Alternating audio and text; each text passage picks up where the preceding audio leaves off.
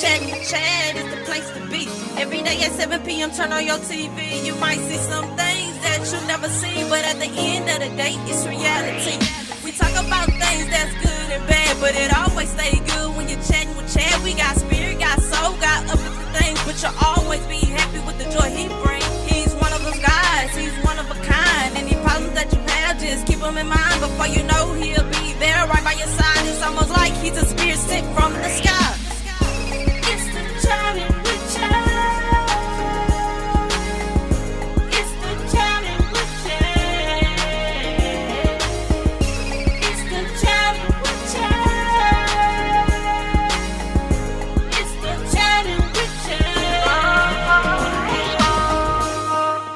The Chad with Chad Show. Hi, this is Chad with Chad. I'm at Transitional Learning Center. Come with me. Okay, I'm here at the Transitional Learning Center at Galveston interviewing Dr. Brent Masel. Come follow me. Dr. Masel. Good to see you. Good Fine, to see thank you. you. Come on in. Come on. This is a very nice office, Dr. Masel. Well, thank you I very must say much. that this is really nice. Well, I call it home. Okay, let's have a seat. Let's Okay. talk.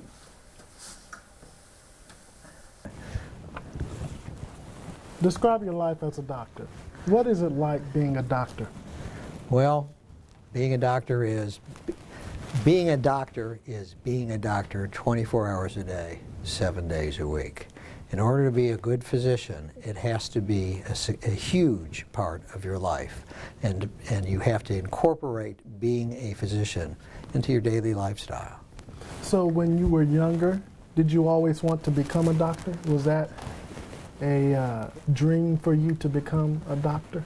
My dad was a general practitioner, and I wanted to be a doctor as far back as I can remember, maybe to when I was 5 years old. As a matter of fact, I had little business cards made up that I hand drew, and I suspect I was about 7 or 8 because I tried writing my signature cursive. So I clearly wanted to be a doctor since I was about 7 or 8 years old. I think, quite frankly, I don't think there was ever a time that I ever wanted to do anything else. Okay. So TLC here, you are the director, the administrator. TLC here is described as one of the best facilities in America. Why is that so? Why is it described as one of the best? It's because it is one of the best, if not the best, program of its type in the country. Mm-hmm. What makes us unique is our mission, and our mission is not just patient care. Mm-hmm. Our mission is also education and research. And we have students and interns and residents from all over North America. And a lot of them end up working for us. And it's time consuming, and it doesn't bring in any money, but this is part of our mission, to raise the education level of the kids that are going to be going into brain injury rehabilitation. And the other thing that we do, which I'm most proud of, is our research agenda. We do more research. We do more cutting edge kind of research, clearly, than any facility of its type in the country, and more than a lot of rehabilitation hospitals in the country. Mm-hmm. It is incredible what this place has put out. Mm-hmm. So define success. What is your definition of success? Well, if it's success relative to patient outcome, everybody's different. And I will tell you a story. We had a patient, nice family, and we really couldn't do much for him. Really, at the end of his stay, really hadn't accomplished much. And his wife came into the office, and we talked. And I said, "This is whatever. I just wish we could have done more." And she said, "Oh, no, you've done a lot." I said, "How can you say that?" She said, "Now he smiles." So everybody's definition of a good outcome is going to be completely different. So what is it that, what was the neatest moment, the nicest moment in your life? The most incredible moment in my life, aside from the birth of my children, was when they both graduated from medical school. It validated what I did. They recognized the value in being a physician, and they were willing to go through the hardships, the horrible, horrible hardships that goes with becoming a physician. I put the hood over their shoulders. That was the greatest moment of my life. So how is Transitional Learning Center a unique asset to Galveston Island? The people of Galveston should know, and many do know, that having a facility like this in their presence is an incredible, incredible gift. We are unbelievably fortunate to have a TLC in Galveston. The Houston medical community, Texas medical community, is extremely fortunate to have a facility like this in Galveston. And most of all, we are blessed with having the support of the Moody Foundation and the Moody Endowment, which allows us to run the kind of facility we would want to have available to us if, God forbid, something happened to one of our loved ones.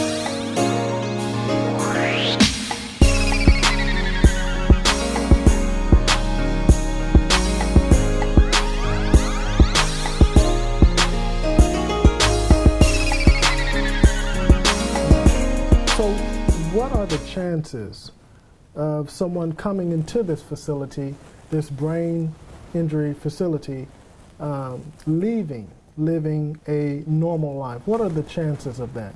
Well, everybody's definition of normal is different, and unfortunately, after a brain injury, there becomes a new normal. Just like on this island after the hurricane, there became a new normal. And for the individual with a brain injury, life is going to be different. You must understand that when we talk about outcomes and we talk about prognoses to families, we do a disservice when we quote the odds. Because if we said to somebody, oh, you can have this procedure done, only 1 out of 1,000,000 dies, it doesn't mean everybody dies 1/1,000,000th, which I guess is okay. It means one person dies 100% and everybody else lives fine and dandy. And so when I meet with the family and meet with the patient and they ask me, what are the odds? What's the prognosis going to be? What I say is, here's the way it works. I see this many people with this kind of problem, and the majority do this and the minority do that. And I can't tell you if you're going to fall into the majority or the minority. And then we also have to factor in the miracle issue. I used to be in private practice of medicine, and I'd say once or twice a year I'd see something and I'd have absolutely no explanation except to say, it must be a miracle. And we see that kind of occurrence at TLC. Certainly not every day, but far more frequently than when I saw it in private practice. I don't know what that is. I don't know why it is, what part of the human spirit it takes, but it's miraculous. And that can happen to people too. So how did this facility come about? Something good usually comes out of something bad.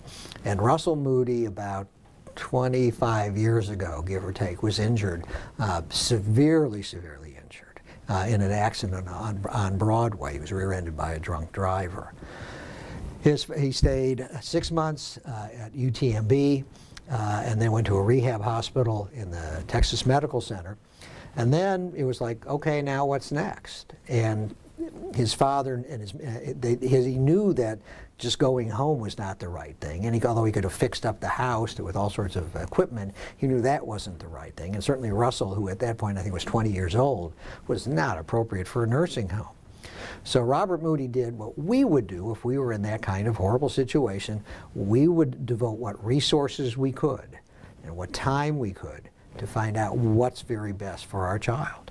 And that's what he did. He attended conferences, he held conferences, traveled all over, and they eventually came up with the idea of replicating a program that's in New York City at Rusk Institute. It was a brain injury program that was developed by a Israeli neuropsychologist, and basically came back to Galveston, took over the old high school here, and started one of the very first post-acute brain injury rehabilitation programs in the country. So perhaps there is a patient that feels the need or wants to give up on life. They are here and they feel that there is no more to live for. What is implemented here? Well, we have great staff to deal with that issue. Fortunately, that kind of thinking is not all that terribly common in the individuals that we treat. Although certainly they are going to be depressed. It's an interesting phenomena that depression is not as severe an issue as one would normally anticipate, despite the fact that their life has been turned upside down. Mm-hmm. It's the families. If something happened to one of my kids, there's not enough Prozac in the world that would make a difference. It's the families that have the profound depression, not so much the patients. And so we try to work with the families, and obviously we try to work with the patients in finding the good that comes out of the bad. Wow. You said that doctors work 24 hours. How do you maintain a good mental attitude? It becomes a part of your life. Quite honestly, when I was in private practice, I was the only neurologist in private practice in Galveston. Mm-hmm. So I was on call 24 hours a day, 7 days a week, and that just sort of becomes your life. You just learn to adjust to it. It takes a while, but after a while, you just learn to adjust to it. Out of the thousands of people that have successfully graduated from this program, it shows that you have good staff. How do you feel about your staff here?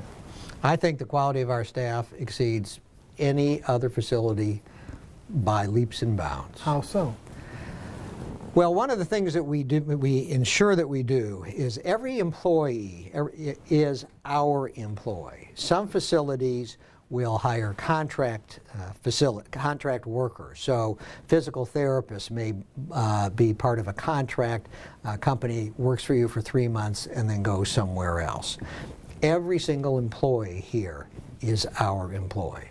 Also, every single person who delivers therapy is a licensed clinician. We don't have paraprofessionals here.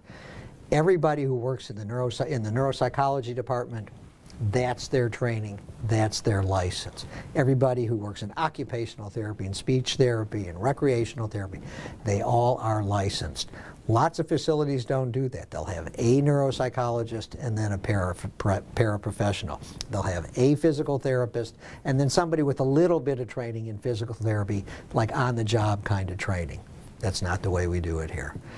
When I started working at TLC, I said my goal is that if, God forbid, something would happen to one of my family members, this is the place they should be. This is the place I'd want them to come. And it is. You know, I was telling a friend of mine the very same thing.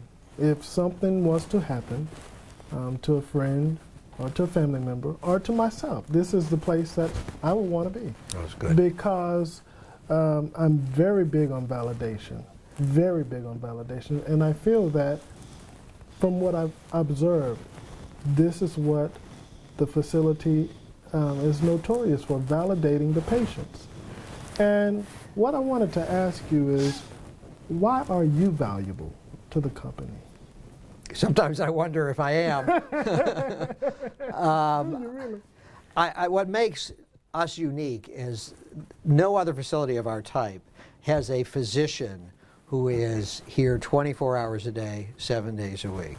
A physician that is also the administrator. Granted, the fact that I'm a physician doesn't make me a great administrator. Mm-hmm. And being an administrator wouldn't necessarily make me a great physician. But it's having the opportunity to see both sides of things. Mm-hmm. So decisions that I make as the physician, I know are going to impact my role as administrator and vice versa.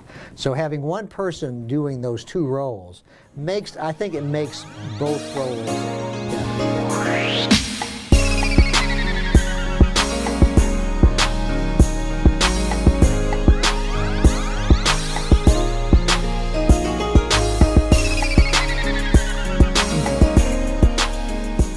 In every walk of life, everyone has a defining moment in their career. What was the best defining moment in your career? The best defining moment in my career. A defining moment, a moment that helped you to appreciate that this is what I'm supposed to be doing. The answer is it's going to be an odd case. This is when I was in private practice, and I had a patient who had a muscle disease. And in the practice of neurology, we're very often just the consultant, and the patients really belong to somebody else. And you see the patient once or twice, and that's sort of it. But in certain kinds of diseases, the neurologist is the doctor. And this gentleman was a shut-in. It was very difficult for him to get to my office. So I would make house calls, and so I would go visit him. As you can see from the stuff on my wall, I'm a big Cubs fan. I'm from Chicago, and this was the year that the Cubs got our hopes up real high and, of course, fell apart. And he became a big Cub fan. And so I'd go to his house, and we'd talk baseball. And then when the Cubs would come into town, I would take him to the Astrodome with my family. So it was like a whole family outing. The whole family took him to the baseball game. And then we were out of town, and gradually the disease got the best of him. And we were out of town, and his wife called me, and she said, he's dying, but he's waiting for you to come back. Wow. And quite honestly, I didn't make it in time. But that's when I thought. That was a defining moment. I thought, this is what being a doctor is about. Wow. So where are you in your process of creating a more meaningful life for yourself? Where are you in that process? Oh, I think I already have. When I talk about what I do, I say, I have the best job in the world. There is nothing that I could think of that I would rather do than run TLC and be the doctor here. Absolutely, positively. I could not think of a single thing. Do you think that you are easy to work with? I'd like to think so. I think the staff could answer that question better than I. I try to be accessible. I know that if I make somebody's job harder, it ultimately is going to impact me. So I look at my job as trying to help the other staff do their job better. It's somewhat selfish, because if they do their job better, it makes me look better. So I try to think that I am.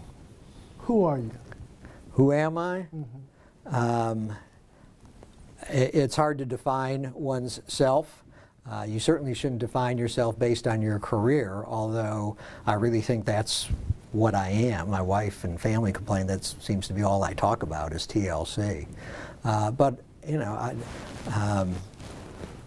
I have a lot of outside interests, and I have a lot of hobbies, and I have a lot of friends, and we have a wonderful community here. You know, every once in a while you look back and say, gee, I woulda, shoulda, coulda, and where could have things been better, and where could my life have been better, and you know, after the hurricane, what in the world did I do settling down on a sandbar in the middle of the water? But on the other hand, you know, if I dropped dead right now, I'd still be very fortunate. If you had the power to change anything in the world, what would it be? If I had the power to change anything in the world that you want to change, now this is anything. If you had the power, what would it be? I would want to see peace in the world. That's what I would do. No more wars, no more hate, no more killing, no more prejudice, that everybody got along. That's what I'd do. So, wow. That answer really shows your personality. Who do you want to be in the world? Oh, I want to be me. I'm happy with who I am. I can't imagine being anybody else. So when someone reads your eulogy, what are the words that you want said about you? Well, it's interesting. When I give a talk at a meeting, you know, they have a little spiel that they do about me, and it's really very embarrassing because it talks about your academic credentials and, you know, where you went to school and what you did. And I often say, this is like listening to my obituary. And so what I tell them is, I have the best job in the world. I have a great family. I have 2 sons who are doctors. I live on a house on the water with a pool and a boat. I generally break 90 on the golf course. I run 5 miles every day. And You run 5 miles every yes, and about once a month, you can find me in a bar in Galveston playing guitar and singing with an old fart rock band. That's who I am. Wow. Well, I really appreciate your time, Dr. Masel. It was a pleasure talking to you and learning about Transitional Learning Center and how it affects the patients who have brains. I really do appreciate it. Well, thank you, Bill.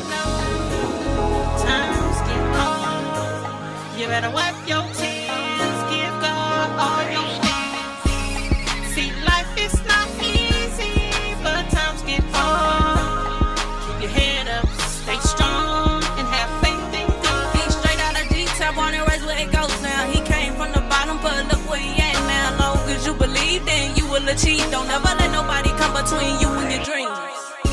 It's the challenge with child. It's the challenge with child. It's the challenge with child. It's the challenge with child. The Chad with Chad Show.